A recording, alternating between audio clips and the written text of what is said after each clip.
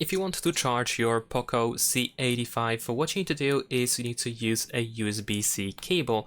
So essentially we are looking for a cable that has this side, of course, and obviously we have the cable included inside the box as well.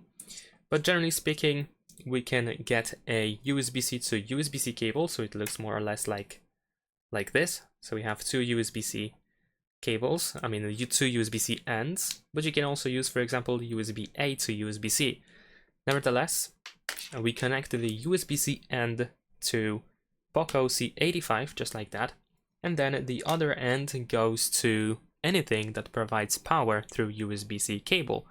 Ideally, it should be the power adapter, and as you can see in this case, we have a power adapter that actually has USB-A, so this bigger USB-C, the bigger USB end, and we just plug it in. There we go, and of course this goes to the socket. So let me quickly do that. There we go, and we are charging. Simple as that. But I can assume that you do not have the power adapter yet. You didn't buy it yet, it didn't come yet, or anything like that. In that case, you can use, like I said, pretty much anything that provides power through USB cable. This can be your computer, your car, maybe your laptop, for example, a power bank, anything else.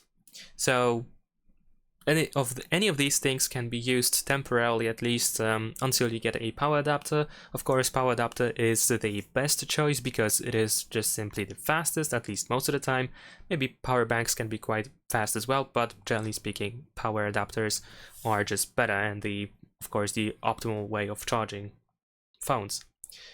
So that's pretty much it. Unfortunately, wireless charging is not available on this phone, so if you have a wireless charger, it will not work on POCO C85. And that's pretty much it. Thanks for watching, leave a like and subscribe.